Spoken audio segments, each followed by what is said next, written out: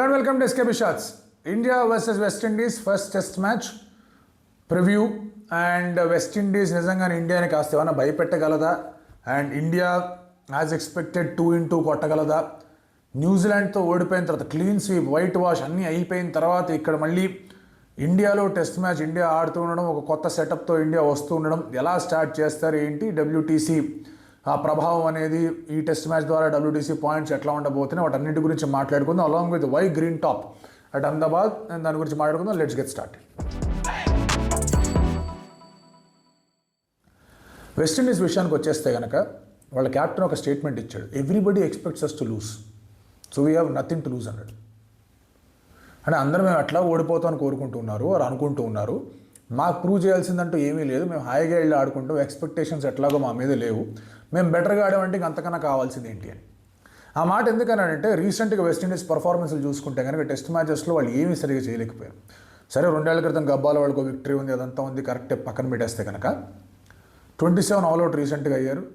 And ఇతరత్ర ఫార్మాట్లో కూడా ఏం జరిగిందో అందరికీ తెలుసు రీసెంట్గా ఏం జరిగిందో. So definitely the expectations are very very low on West Indies. కానీ న్యూజిలాండ్ కూడా 36 ఏళ్ల తర్వాత ఇండియాలో టెస్ట్ గెలిచింది.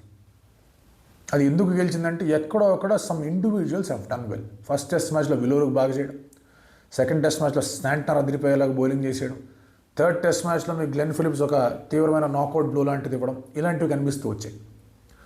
సో ఎక్కడో అక్కడ bowlers if they do some great magic అప్పుడు ఇండియాని నిజంగా ఇబ్బంది పెట్టచ్చు. ఎందుకంటే మీరు లాస్ట్ 7-8 ఇయర్స్గా India's performance on Indian tracks చూస్తే బ్యాటింగ్ పరంగా ఇండియా స్ట్రగుల్ అవుతూ వచ్చింది. Middle order, lower middle order have done well, దానివల్ల ఇండియాకి పెద్ద స్కోర్లు వచ్చాయి. Opposition batting has failed. అది ఆస్ట్రేలియా అవ్వచ్చు, ఇంగ్లాండ్ అవ్వచ్చు, ఎవరన్నా అవ్వచ్చు, ఆపోజిషన్ బ్యాటింగ్ ఫెయిల్ అయింది. ఎప్పుడైతే ఆపోజిషన్ బ్యాటింగ్ వర్కౌట్ అయిందో న్యూజిలాండ్కి వర్కౌట్ అయినట్టు ఇండియా ఇబ్బందుల్లో పడింది. అండ్ ఆ ఇబ్బందుల్లో పడ్డం, Rohit Sharma lost his place, Virat Kohli lost his place, Ashwin lost his place, వాళ్ళ ముగ్గురు లేరు టీంలో.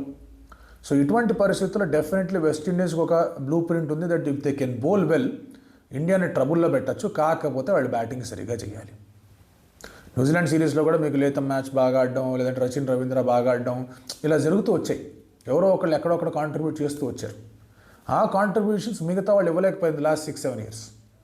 బట్ ఇక్కడ వెస్టిండీస్ బాధ్యత, ఆ బ్యాటింగ్ బాధ్యత టగనారాయణ చంద్రపాల్ కానీ, బ్రాండన్ కింగ్ కానీ, రాస్టన్ చేజ్ కానీ, షాయ్ హోప్ కానీ, వీళ్ళందరూ తీసుకోవాల్సిన అవసరం ఉంది. లేక అతనాజీ కానీ వీళ్ళందరూ తీసుకోవాల్సిన అవసరం ఉంది. షమార్ అండ్ అలాగే అల్జరీ లేరు వెస్టిండీస్లో. బట్ వాళ్ళ దగ్గర జడన్ సీల్స్ లాంటి ఒక మంచి ఫాస్ట్ బౌలర్ ఉన్నాడు. 88 వికెట్స్ ఉన్నాయి అతనికి, 22 యావరేజ్తో బౌలింగ్ వేస్తున్నాడు అండ్ చాలా ఫాస్ట్గా బౌలింగ్ వేస్తూ ఉన్నాడు. అతని మీద చాలా ఎక్స్పెక్టేషన్స్ ఉన్నాయి that will do well across the world అని. అండ్ ఇప్పుడు అతనే అటాక్ని లీడ్ చేయబోతూ ఉన్నాడు. అతను ఎక్స్ప్రెస్ స్పేస్ అండ్ అలాగే కండిషన్స్ని కనుక అతను బాగా యూటిలైజ్ చేసుకొని ఇండియన్ టాప్ ఆర్డర్ని కొంచెం ఇబ్బంది పెట్టాడా, వెస్టిండీస్ డెఫినెట్లీ కొంచెం ట్రబుల్ క్రియేట్ చేయొచ్చు. అదంతో పాటు వారికాన్ లాంటి వాళ్ళు ఉన్నారు, అలాగే హ్యారీ పియరీ లాంటి వాళ్ళు కూడా లోపలికి వస్తూ ఉన్నారు. సో ఇట్లా కొన్ని ఆల్రౌండర్స్ కూడా లోపలికి వస్తున్నారు who are expected to do decent job. But ఆ డీసెంట్ జాబ్ అనేది ఇండియా ముందు సరిపోతుందా అనేది పెద్ద ప్రశ్న. సో బౌలింగ్ ఎస్పెషలీ వారికాన్ లాంటి వాళ్ళు, లేదంటే కనుక జడన్ సెల్స్ లాంటి వాళ్ళు, లేకపోతే ఇంకెవరైనా స్పిన్నర్స్ ఎవరైనా టీంలో ఉంటే వాళ్ళు కానీ వాళ్ళు ఇంపాక్ట్ క్రియేట్ చేయగలిగితే అప్పుడు బ్యాటర్స్ కూడా కాస్త బ్యాట్కి పని చెప్పే ప్రయత్నం చేయాలి. వెస్టిండీస్ ఇండియా మీద టెస్ట్ మ్యాచ్ గెలిచి చాలా కాలం అయిపోయింది, బస్ చాలా చాలా కాలం అయిపోయింది, కొంతమంది పుట్టి కూడా ఉండరు. సో అటువంటి పరిస్థితుల్లోంచి వెస్టిండీస్ మళ్ళీ ఇండియాని ఓడించాలంటే మామూలు విషయం కాదు. You look at the previous tours, West Indies ఏమాత్రం కూడా వర్కౌటే కావట్లే. ఇండియా వెస్టిండీస్కి వెళ్ళినా వాళ్ళు ఇక్కడికి వచ్చిన. అండ్ ఇండియా టీం తీసుకుంటే కనుక శుభ్మన్ గిల్ క్యాప్టెన్సీ ఇచ్చారు అతనికి. క్యాప్టెన్గా ఎస్ డెఫినెట్లీ కొంచెం అప్స్ అండ్ డౌన్స్ ఉన్నాయి ఆ సిరీస్లో. ఇంగ్లాండ్ సిరీస్లో చాలా చోట్ల ఈ షుడ్ హావ్ డన్ బెటర్, సరిగా చేయలేడా అని అనిపించింది. బట్ యాజ్ బ్యాటర్ అతనికి వచ్చిన 750 పరుగులు ఏవైతే ఉన్నాయో అతనికి కాన్ఫిడెన్స్ ఇస్తుంది. So there is a tremendous backing Shubman గిల్కి. బోర్డ్ కానీ, సెలెక్టర్స్ కానీ, కోచ్ కానీ అందరూ కూడా అతను బ్యాక్ చేస్తున్నారు, which means he needs to perform, continuously perform చేస్తూ పోవాలి. Shubman Gill has never really got to the peak of his career. ఈ యొక్క సైకిల్ని అతను ఉపయోగపరచుకోవాలి ఆ పీక్ ఆఫ్ ద కెరియర్కి రావడానికి. అది ఈ సిరీస్ డెఫినెట్లీ. ఇక్కడ రన్స్ కొట్టకపోతే కనుక అంటారు ఇక్కడే రన్స్ కొట్టలేదు ఏంటి, రన్స్ కొడితే వీళ్ళ మీద రన్స్ కొట్టారంటారు. అవన్నీ పక్కన పెట్టేస్తే కనుక he should score runs and ఆ క్యాప్టెన్సీ ఇంకా కొంచెం అటాకింగ్ బ్రాండ్ ఆఫ్ క్యాప్టెన్సీ అనేది రావాలి అతనికి. మొన్న ఏ మ్యాచ్ జరిగినప్పుడు ఆస్ట్రేలియాతో రాహుల్ అద్భుతంగా ఆడాడు, అదే ఫామ్లో అతను కంటిన్యూ చేయాలని చెప్పేసి కోరుకుందాం.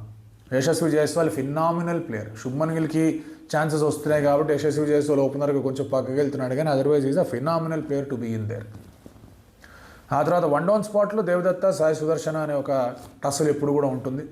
నంబర్ 5 ఇండియన్ కండిషన్స్ కాబట్టి సుందర్ షుడ్ బ్యాట్ అనేది నా feeling. Sundar at 5, Jadeja at 6, Dhruv Jurel at 7, Nitish Kumar Reddy at 8. 9లో గో విత్ కుల్దీప్ యాదవ్, అక్షర్ పటేల్. మీ ఇష్టం ఎట్లా అంటే అట్లా. ఇద్దరు పేసర్లు ఎందుకంటే అహ్మదాబాద్లో కొంచెం గ్రీన్ టాప్ ఇచ్చారు. గ్రీన్ టాప్ ఇచ్చినంత మాత్రం 3-4 పేసర్తో వెళ్ళాల్సిన అవసరం లేదు. ఇది Indian conditions, Indian soil is different, wear and tear అనేది డిఫరెంట్గా ఉంటుంది.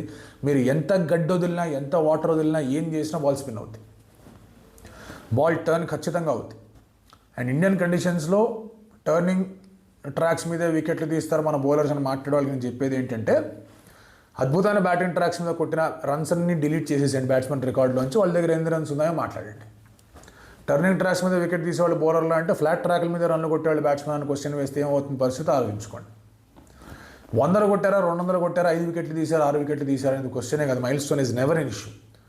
డిఫికల్ట్ కండిషన్స్లో ఏ విధంగా కాంట్రిబ్యూట్ చేశారు, ఆ ఇంపాక్ట్ ఏ విధంగా ఉంది. అందుకే పీపుల్ ఆర్ రెస్పెక్టెడ్. అండ్ అందుకే చాలామంది ప్లేయర్స్ అంత పెద్దగా వాళ్ళు ఆడకపోయినా కూడా 1-2 మ్యాచెస్ వాళ్ళు ఆడిన విధానం వల్ల చాలా పెద్ద రెస్పెక్ట్ అనేది ఆ ప్లేయర్లకు ఉంటుంది. సో అలాంటి క్యారెక్టర్ అనేది ఇండియన్ టీంలో ఉండాలని చెప్పేసి కోరుకుందాం. ఆ గ్రేట్ ఆపర్చునిటీ వాషి సుందర్కి, ధ్రువ్ జురేల్కి ఇంకా బెటర్గా పర్ఫామ్ చేయడానికి. వెస్టిండీస్ పాయింట్ ఆఫ్ వ్యూ నుంచి వస్తే కనుక వాళ్ళందరికీ తెలుసు వీళ్ళు న్యాచురల్ స్ట్రోక్ మేకర్స్. రాహుల్ సరే డిఫెన్స్ ఆడతాడు, but is also very good stroke maker. Jaiswal natural stroke maker. Sai Sudarshan over defensive వెళ్తాడు, బట్ ఇక్కడ చూడాలి ఎలా ఉండబోతుందో. Padikkal is a stroke maker. Shubman Gill is a stroke maker. Jurel షాట్లు కొడతాడు, సుందర్ షాట్లు కొడతాడు, జడ్డుబాయ్ షాట్లు కొడతాడు డిఫెన్స్ ఆడినా కూడా. సో ఇంత సెటప్ ఉన్నప్పుడు ఈ స్ట్రోక్ మేకింగ్ అబిలిటీలోనే ఎట్లా ఇబ్బంది క్రియేట్ చేయాలి ఇండియాకి అని ఆలోచిస్తారు. అది టర్నింగ్ ట్రాక్ అయిందంటే దట్స్ డిఫరెంట్ స్టోరీ. ఎందుకంటే టర్నింగ్ ట్రాక్లో ఇండియా కూడా డ్యాన్స్ చేస్తారు. వాళ్ళు కూడా టర్నింగ్ ట్రాక్లు అంత బాగా ఆడిన సందర్భాలు లేవు. అండ్ ఆగార్కర్ పదే చెప్పాడు న్యూజిలాండ్ ఫెయిల్యూర్ అనేది మళ్ళీ రిపీట్ కాకూడదు అని. ఇన్విన్సిబుల్, ఇంకాంకరబుల్ అని మాట్లాడే టీమిండియా న్యూజిలాండ్ వచ్చి ఆ ట్యాగ్ని చెరిపేసి వెళ్ళిపోయింది. మళ్ళీ దాన్ని రీబిల్డ్ చేసుకోవాల్సిన అవసరం ఉంది. వెస్టిండీస్ చేయలేదు అనడానికి లేదు, వాళ్ళ దగ్గర పొటెన్షియల్ ఉంది, బట్ చేయడం చాలా కష్టం. అండ్ మళ్ళీ చెప్తున్నా, వాళ్ళ ఎక్స్పీరియన్స్ క్యాంపెయినర్స్ బ్రాడన్ కింగ్ కానీ, లేదంటే కనుక మన షై హోప్ కానీ, రాస్టన్ చేస్ కానీ, కొంతవరకు ప్రామిస్ చూపించిన టగనారాయణ చంద్రపాల్ కానీ, వీళ్ళు కనుక సరిగ్గా ఆడలేదా, వాళ్ళ బౌలర్లు ఎంత చేసినా కూడా ఏమీ వర్కౌట్ కాదు. సో లెటెస్ట్ పిచ్ ఎలా షేపప్ అవుతుంది, ఏంటి పరిస్థితి, ఎలా ఉండబోతుంది, ఏంటి కథ అని చెప్పేసి నా 11 అయితే నేను చెప్పేసాను. లెటెస్ట్ ఇండియన్ టీమ్ ఏ 11తో వాళ్ళు రాబోతున్నారు, ఎలా ఉండబోతుంది, ఏంటి కథ అని చెప్పి.